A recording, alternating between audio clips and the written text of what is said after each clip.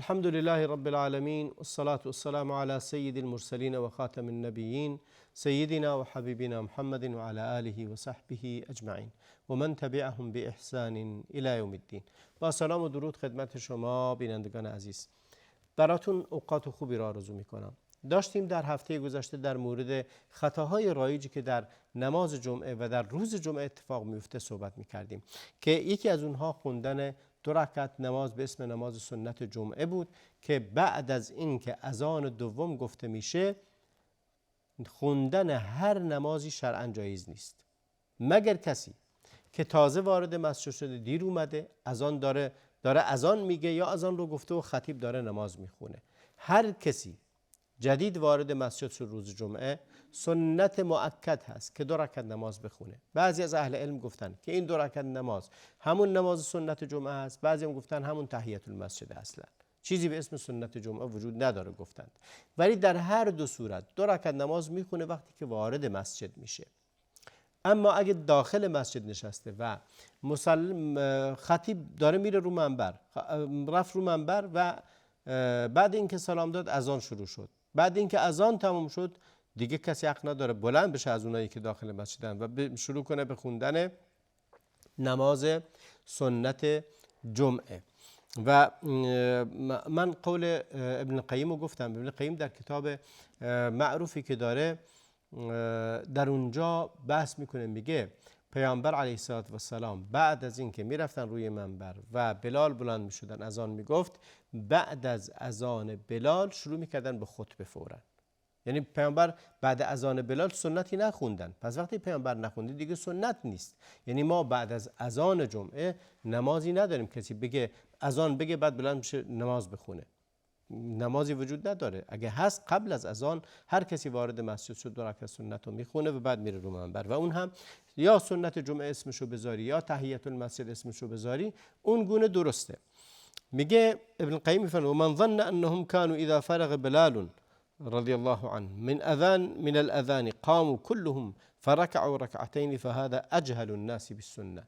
میگه اگه کسی فکر کنه که بعد اینکه در زمان پیامبر بعد از اینکه پیامبر میرفتن رو منبر و بلال بلند میشدن اذان رو میگفتن، اگه فکر کنه بعد از اذان بلال همه صحابه‌ای که داخل مسجد بودن و پیامبرم که روی منبر بود همه شروع میکردن به اینکه 2 رکعت نماز میخوندن، این جزو کسی است که میگه جاهل ترین آدمیه به سنت.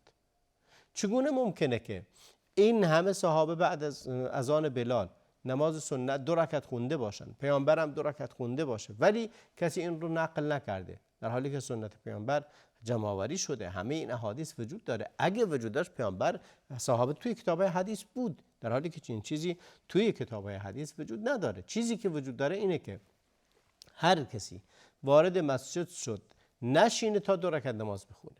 این درسته. تازه وارد میشه خطیب رو منبره و ایشون هم بره 2 رکعتشو بخونه و بعد بشینه.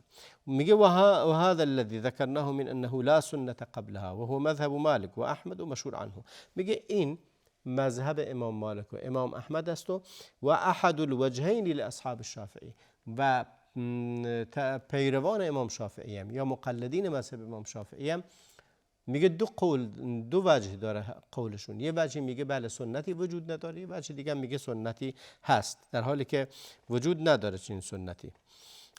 این یکی از مسائلیه که متاسفانه در خیلی جاها رایجه، مخصوصا در جاهایی که پیروان مذهب امام شافعی هستند.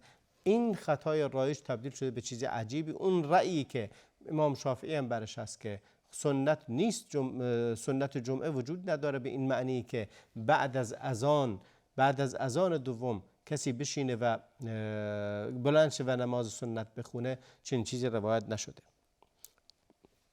از جمله خطاهای دیگه‌ای که جزو خطاهای رایج در روز جمعه اینه که گام نهادن بر روی شونه‌های مردمه. یعنی کسی دیر میاد و به خاطر اینکه بره اون جلو بیسته، مردم رو میاد در بین مردم گام میذاره روی چیزاشون، یعنی خودش رو روی مردم سوار میکنه و گام میذاره روی این یکی و روی اون یکی، تا میگه تخطی الرقاب، یعنی گام گذاشتن بر گردن مردم.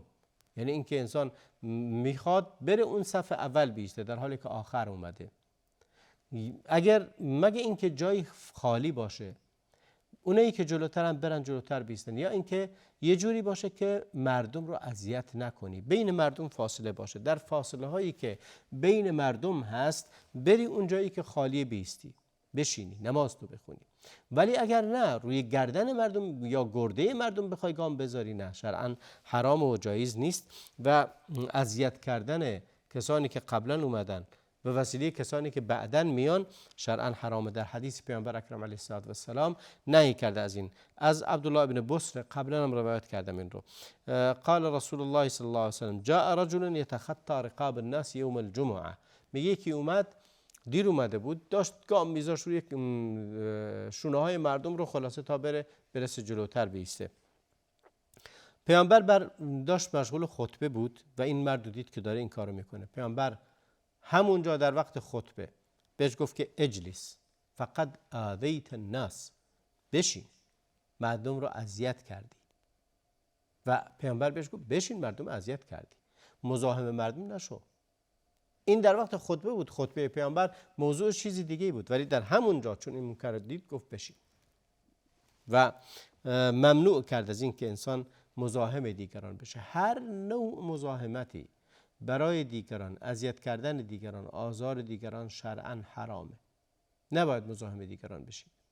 عرض کردم اگر فاصله ای هست بین مردم، هست فاصله، شما میتونید در بین اون جاهایی که فاصله است رد بشید، برید جایی که جای خالی باشه و بتونید. بمخصوص این روزها مردم پراکنده میشینن و جاهای خالی در صفهای اول وجود داره و در صفهای آخر پره.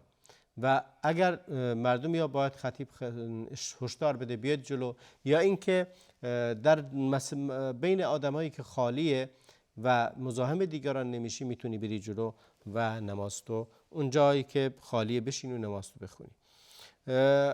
جزو خطاهای رایج دیگه‌ای که وجود داره طولانی کردن سخنرانی در روز جمعه. خطبه جمعه باید کوتاه باشه. از جمله خطاهای رایجی که امروز وجود داره اینه که خطبای جمعه از هر دری سخن میگن، طولانی، صحبت کردنهای طولانی تا جایی که مردم بیزار میکنه. و در وقت نماز رو هم کوتاه میخونن، نماز رو خیلی کوتاه میخونن، خطبه رو خیلی طولانی. این دقیقاً خلاف سنته و از خطاهای رایجی که منبری ها و امام جمعه ها مرتکب میشن. طولانی حرف میزنن، 1 ساعت، 1 ساعت و ربع، 1 ساعت و نیم سخنرانی میکنن، در حالی که سخنرانی پیامبر علیه السلام از 10 دقیقه تجاوز نکرده. مدت طولانی ترین خطبه پیامبر اکرم علیه السلام 10 دقیقه بوده. این طولانی ترینش هست، ولی نمازش طولانی بوده. در نماز روز جمعه پیامبر اکرم علیه السلام در رکعت اول سبح اسم رو خوندن و در رکعت دوم هل اتاک حدیث الغاشیه رو خوندن و با تأنی آیه مرتب خوندن و اما خطبه رو کوتاه خوندن. خطبه رو موعظه کافی بوده همین. و در روایت داریم که نباید حرف اضافی زد در خطبه، نباید از دری مداحی کرد، خطبه رو تبدیل کرد به مداحی این یکی آقا و اون یکی آقا و یا شعارهای مختلفی که امروزها سر میدن و نماز جمعه را از یک عبادت تبدیل کردن به یک کارنفال سیاسی یا یک حالت دیگه‌ای. نباید از دین خارج شد و حرف دیگه‌ای غیر از اونی که در دین وجود داره، از توصیه به خیر، توصیه به عبادات، توصیه به اونی که مرتبط به دین و دیانت مردم یا به سعادت دنیای مردم هست. فرقی نمیکنه، دین و دنیا رو از هم نمیشه جدا کرد، ولی سخنرانی طولانی کردن و صحبت حشو و زائد کردن ممنوع هست در خطبه ها. در حدیث عبدالله ابن ابی اوفا اومده که میگه کان رسول الله صلی الله علیه و سلم یطیل الصلاة و یقصر الخطبه. عبدالله ابن ابی اوفا میگه پیامبر اکرم علیه السلام نماز رو روز جمعه، نماز جمعه رو طولانی میخوند و اما خطبه رو کوتاه میکرد. این رو نسائی روایت کرده. و از عمار بن یاسر میگه سمعت رسول الله صلی الله علیه وسلم یقول ان طول صلاة الرجل و قصر خطبته منة من فقهه فاطیلوا الصلاة و اقصروا الخطبه و ان من البیان لسحرا. میفرماید طولانی خوندن نماز جمعه و کوتاه کردن خطبه دلیل بر فقه آدمه، یعنی انسان فهمیده ایه. دلیل بر فهم فقه یعنی فهم، دلیل بر فهم انسانه که خطبهش رو کوتاه بکنه اما نماز رو طولانی.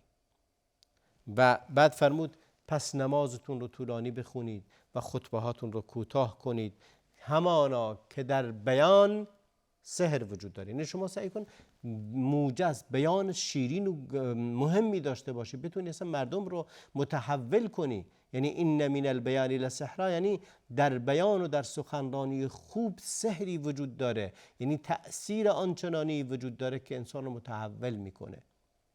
پس سخنرانی جمع و جور و مرتب و شسته و رفته و تمام معنایی را ارائه بدید، نه حرف اضافی از هر دری، گلایه کردن، طعنه زدن، داستان گفتن و طولانی کنی. فکر کنی هر چقدر سخنرانی طولانی تر باشه بهت میگن عالم تره. نه خیر، دلیل بر جهله. پیامبر میفرماید دلیل جهله اگه کسی طولانی بخونه. میگه از فقه اون انسان این هست، یعنی از فقیه بودن، عالم بودن، فهیم بودنش هست که خطبهش رو کوتاه میکنه و نماز طولانی. حالا اون برعکس شده امروز، اون خطبهش رو سخنرانی طولانی میکنه به خاطر اینکه پوز بده، بگه من 1.5 ساعت سخنرانی کردم. خب دلیل بر این که نمیدونی، دلیل بر این که دین رو نفهمیدی، دلیل بر جهل شما هست که دارید طولانی میخونید. این حدیث رو مسلم روایت کرده. در اینجا اهل علم میگن ففی هذا الحديث امر باطاله الصلاه و تقصیر الخطبه. در این حدیث امره، فرمود فاطیلوا الصلاه و اقصروا الخطبه. یعنی این امر کرده پیامبر، دستور داده، فرمود همانا دستور به شما میدم که خود نماز طولانی کنید، خطبه رو کوتاه کنید. و هر کسی غیر این رو میکنه. عرض کردم در برنامه‌های گذشته امروز کارایی میکنن، خطبه ها سخنرانی قبل از نماز جمعه، سخنرانی بعد از نماز جمعه. خب شما این همه وسایل در اختیار دارید، تلویزیون، رادیو، روزنامه، مواقع تواصل اجتماعی، مواقع اینترنتی، همه اینها رو دارید. چه لزومی داره که شما بیاد حتما روز جمعه رو هم خراب کنید بر مردم و این نماز بسیار مؤثر و عظیم و بزرگ رو تبدیل کنید به یک موضع گیری هایی که خودتون میدونید. 2 تا خطبه روز جمعه وجود داره، مجموعاً هر 2 خطبه روی هم 10 دقیقه یا ربع، نه خیلی طولانی بخونید 20 دقیقه. اما خطبه پیامبر از این تجاوز نکرده. همه خطبه پیامبر رو ببینید، برید نگاه کنید ببینید کدومشون طولانیه. طولانی ترین خطبه ای که از پیامبر روایت بکنید یه صفحه روی کاغذ نوشته شده باشه، 1 صفحه بیشتر نیست. در نتیجه نباید ما اگه داریم نماز جمعه میخونیم باید حتما پیرو سنت پیامبر باشیم علیه السلام. قبلا یه چیز رو بهتون گفتم در مورد این که انسان بازی نکنه، سرگرم نشه به چیزهای دیگه و همونطوری که نهی شده از سرگرم شدن با تسبیح یا با هر وسیله دیگری خودتو سرگرم کنی وقتی که خطیب داره خطبه میخونه، همانا که خطبت باطله. ببینید کسی که با مسواکش بازی کنه، با حالا سواک چوبی، با قلمی که دستش هست، با ساعتی که داره ساعتش رو مرتب این کار بکنه، هی ساعتش رو این طرف کنه اون طرف کنه، یا در بیاره از دست در بیاره باز بازی کنه دوباره بندازه دستش و خودش رو وقتی که خطیب داره خطبه میخونه خودش رو مشغول کنه به این چیزها، یا با تسبیح مشغول باشه، یا با فرش نقش و نقوشی که روی فرش هست مشغول بشه، یا خودش فرش رو صاف کنه بعد دوباره نقشه بکشه، چون من اینا رو دیدم که دارن این چیزایی میکشن روی فرش.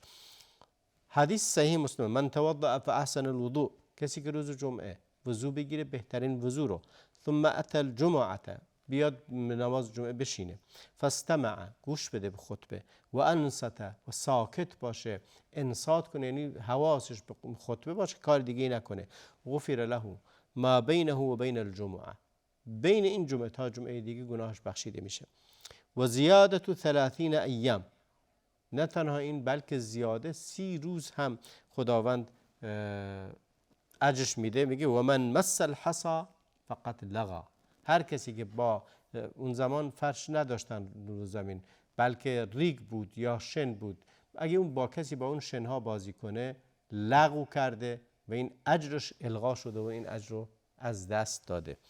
این هم از جمله خطاهایی که اتفاق میفته و مردم مشغول میشن به خطاهای مختلفی.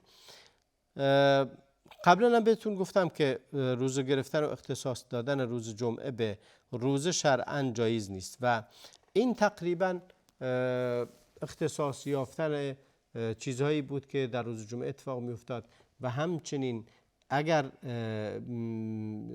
اختصاص دادن یک چیزی وجود داره، اختصاص روز جمعه به سوره کهف. سوره کهف پیامبر اکرم علیه السلام فرموده هر کسی که در هفته، طول هفته، سوره کهف رو بخونه اون رو کفایت میکنه. ولی این گونه نیست که شما فکر کنید فقط روز جمعه باید بخونه. نه، اگر روز جمعه خوندی جایزه، اما اگر روز جمعه هم نتونستی بخونی، شنبه بخونی، یک شنبه، دو شنبه، یعنی طول هفته بخونی، طول این هفته هر وقتی بخونی برای تو کافیه و اجر و ثوابش رو داری و این رو انجام بده حتما و سعی کن که این گونه باشی. و خطاست که اگر انسان فکر کنه که اگه جمعه نتونستی نه دیگه باید روز دیگه نخونی. روز جمعه بخون، اگه نتونستی روز دیگه میتونی بخونی، همون اجر و ثواب داره، همون حدیث برش دلالت میکنه و اون معنا رو به طور کامل میرسونه و اون اجر و ثوابی که پیامبر گفته رو دست خواهی یافت. امیدوارم که از این برنامه هم استفاده کرده باشید و ما این گونه خطاهای رایجی که تا اونجایی که بنده حضور ذهن داشتم رو در این برنامه در باره خطاهای روز جمعه صحبت کردم. تا برنامه دیگر همه شما رو به خدای بزرگ میسپارم و صلی الله و بارک علی نبینا محمد و علی آله و صحبه اجمعین.